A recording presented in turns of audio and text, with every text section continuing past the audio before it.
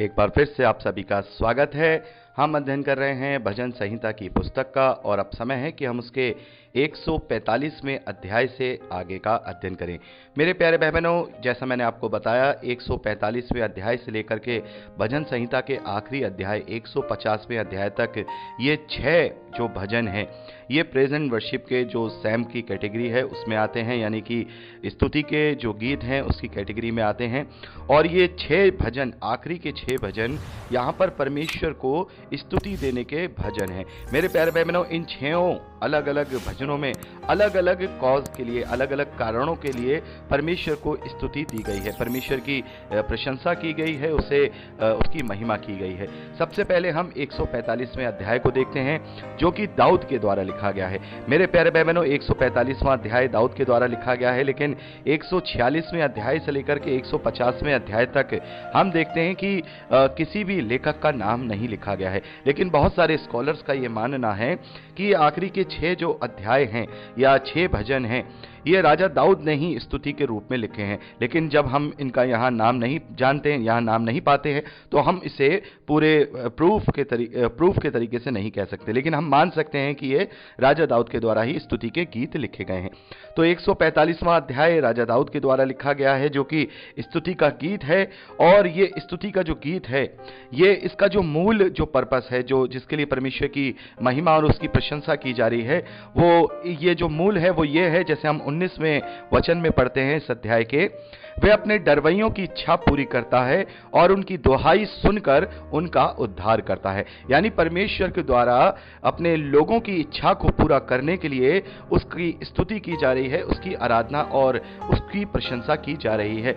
मेरे प्यारे भाई बहनों, जब हम यिर्मयाह भविष्यद्वक्ता की पुस्तक उसके 29वें अध्याय 11वें वचन को पढ़ते हैं तो वहां पर लिखा है कि जो मैं कल्पनाएं तुम्हारे लिए रखता हूं वो तुम्हारे लिए, तुम्हारे लाभ की हैं, वो तुम्हारे कुशल की हैं, वो तुम्हारे हानि की नहीं, और अंत में मैं तुम्हारी आशा पूरी करूंगा। तो मेरे प्यारे भाई बहनों, जो धर्मी लोग होते हैं, जो परमेश्वर के डरवैये होते हैं, उनकी इच्छा हमेशा अनंत जीवन की होती है, उनकी इच्छा हमेशा परमेश्वर के साथ वास करने की होती है। मेरे प्यारे भाई बहनों, हमें यह देखना होगा, जैसा हम हमेशा बात करते आए हैं कि परमेश्वर ये कहता है कि मैंने तुम्हारे लिए जो योजना बनाई है, जो मैंने तुम्हारे लिए कल्पना बनाई है, वो तुम्हारे लाभ की है, वो तुम्हारे हानि की नहीं। मेरे प्यारे भाई बहनों, कभी कभार हम अपने जीवन में केवल सांसारिक बातों को ही लाभ और हानि समझने लगते हैं, लेकिन हमारे लिए असली लाभ वो है जो हम अनंत जीवन को प्राप्त करेंगे, और हमारे लिए असली हानि वो है अगर हम अनंत जीवन से वंचित रह जाएंगे। तो परमेश्वर उसी के लिए हमारे लिए कल्पना बनाता है। इसलिए अपनी सारे जीवन की योजनाओं को,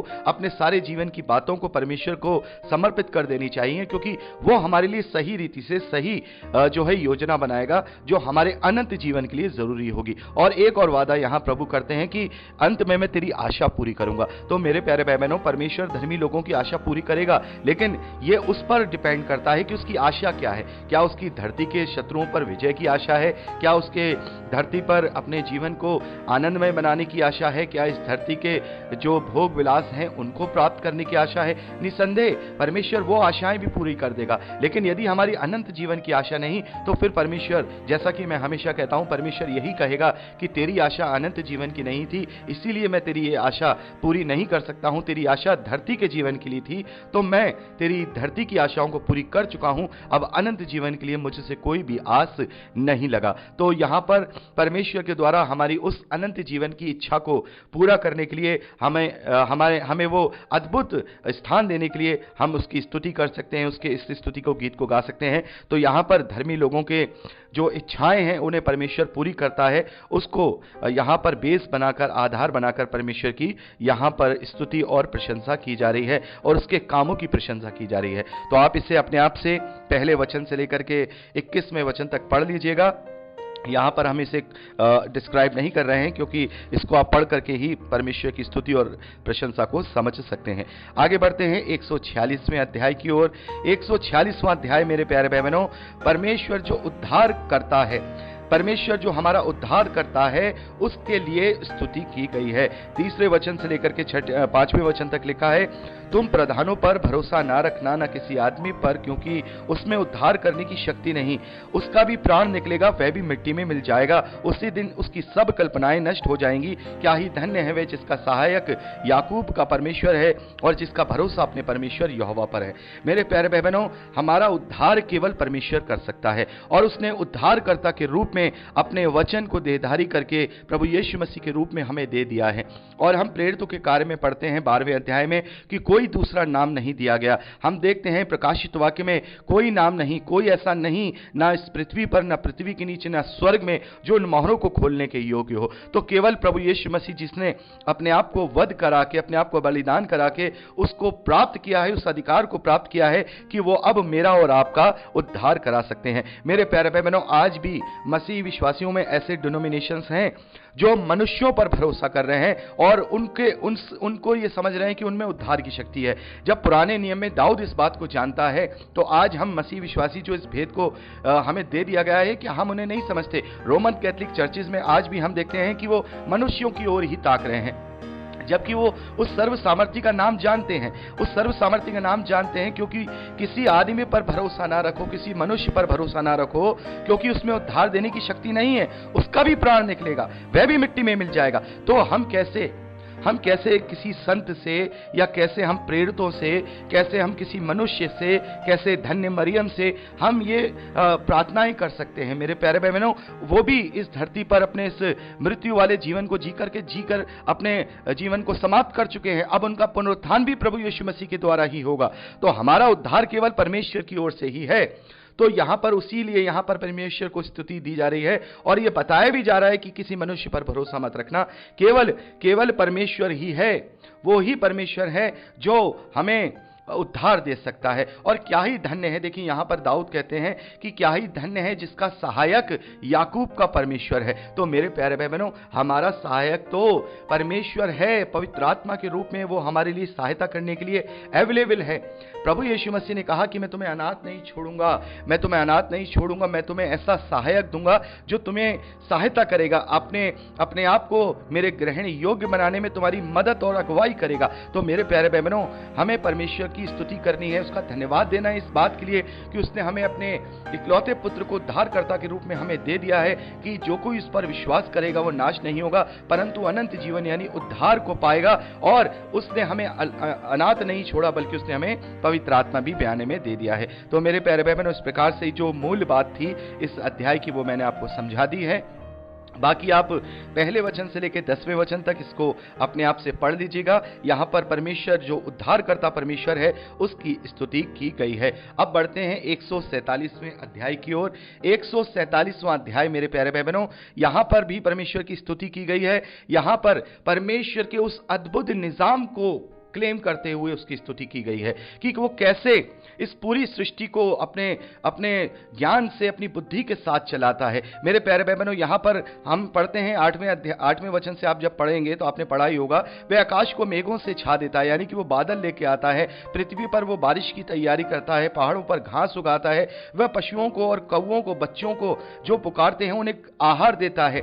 तो मेरे प्यारे भाई बहनों, हम यहां देखते हैं कि इस धरती पर कोई भी ऐसा प्राणी, ऐसा कोई भी जीव नहीं है जिसके लिए परमेश्वर इंतजाम ना कराता हो। सभी के लिए वो भोजन का, उनके लिए आहार का इंतजाम करता है। कितना अद्भुत जीवन का साइकिल हमारे उद्धारकर्ता परमेश्वर ने रचा है मेरे प्यारे भाई बहनों। यदि हम उसको देखें तो उसको देख करके ही हमारे मुंह से उसके लिए स्तुति के बोल निकलने चाहिए। ये पूरी सृष्टि, ये पूरा आकाश, ये पूरा आकाश मंडल, ये हमारा जो सोलर सिस्टम है, ये हमारा यूनिवर्स है, ये सारी चीजों को जब हम देखते हैं, क्योंकि पहले के लोगों से तो ज्यादा ही अब हम उस निजाम को समझ सकते हैं। दिन और रात कैसे होता है, मौसम कैसे बदलता है, साल कैसे कंप्लीट होता है, ये सारी बातें आज हम जानते हैं। तो क्या ये अपने आप से हो गया है? ये सब परमेश्वर का निजाम है, ये सब परमेश्वर के द्वारा किया गया है। मेरे प्यारे भाई बहनों, परमेश्वर का किया हुआ अद्भुत है। परमेश्वर ने जो ये निजाम की रचना की है, इस सृष्टि की जो रचना की है, वो अद्भुत है। इसीलिए हम उसकी स्तुति करते हैं, इसीलिए हम उसकी आराधना करते हैं, उसकी प्रशंसा करते हैं कि क्या ही अद्भुत रीति से उसने हर एक बात को रचा है। मेरे प्यारे भाई बहनों, आप में से बहुत सारे भाई बहन जो जो डार्विन हैं उनके विषय में आप जानते होंगे। ये एक थ्योरिस्ट हैं जिन्होंने एवोल्यूशन की थ्योरी, जिसे हिंदी में विकास क्रम की सिद्धांत कहते हैं, वो बनाया था।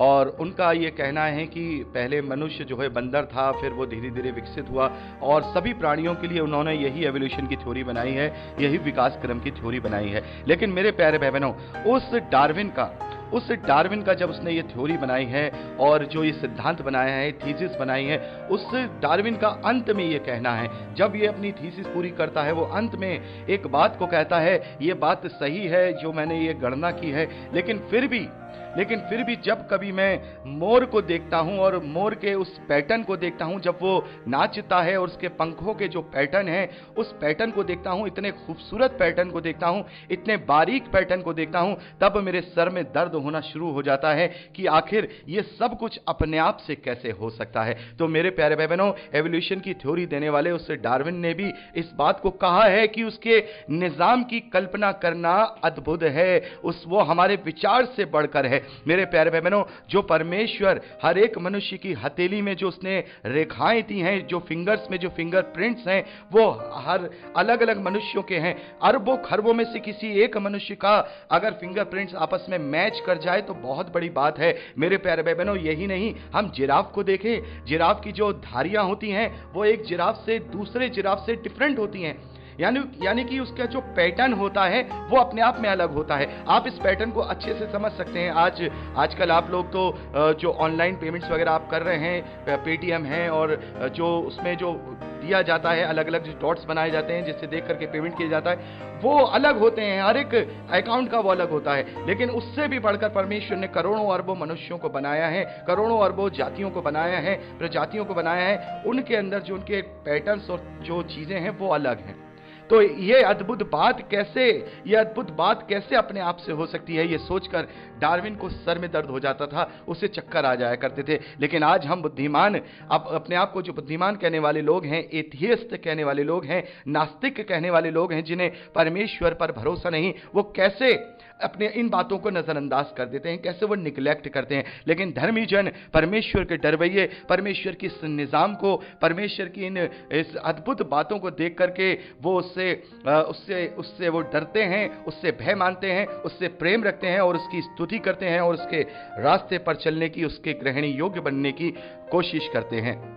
तो मेरे प्यारे भाई बहनों, ये 147वां अध्याय सर्वशक्तिमान परमेश्वर की इस सृष्टि को जो उसने इतने अद्भुत तरीके से बनाई है, उस नियमों को जो है महिमा देने के लिए उसकी स्तुति की गई है, उसकी प्रशंसा की गई है। आगे 148वें अध्याय में मेरे प्यारे भाई बहनों हम देखते हैं कि यहाँ पर जो भजनकार हैं वो कहते हैं कि यहाँ की स्तुति करो, परमेश्वर यहोवा की स्तुति करो, उसकी स्तुति ऊंचे स्थानों में से करो, और सब दूतों उसकी स्तुति करो, सब उसकी सेनाओं उसकी स्तुति करो, हे सूर्य, हे चंद्रमा उसकी स्तुति करो, हे सब ज्योतिमय तारागण उसकी स्तुति करो, हे सब आकाश उसकी स्तुति करो। यानी कि सब लोग, सब जितनी उसकी शय जो उसने बनाए हैं, जो जीवधारी हैं, जो निर्जीव हैं, वो सभी उसकी स्तुति करें, क्योंकि परमेश्वर ने अद्भुत रीति से सभी को रचा है। चाहे वो स्वर्गदूत हों, चाहे वो स्वर्ग में की स्थान की वस्तुएं हों, चाहे चांद तारे और चाहे चंद्रमा हो, आकाश हो, चाहे कोई हो, सब उसकी स्तुति करें, क्योंकि सभी को उसने अद्भुत रीति से रचा है। तो इस 148वें अध्याय में हम पढ़ते हैं कि सारी सृष्टि से ये कहा जा रहा है कि उसकी स्तुति करें, क्योंकि यह परमेश्वर यहोवा ही स्तुति के योग्य है और वो ही है जिसकी हमें स्तुति और प्रशंसा करनी है। तो मेरे प्यारे भाई बहनों, यहाँ पर करीब 13-14 मिनट की रिकॉर्डिंग हो गई है और मैं चाहूँगा कि आगे हम अपनी बात अगली रिकॉर्डिंग में करें, यानी 149वें अध्याय से आगे का अध्ययन अब हम अगली रिकॉर्डिंग में करेंगे। प्रभु आपको आशीष।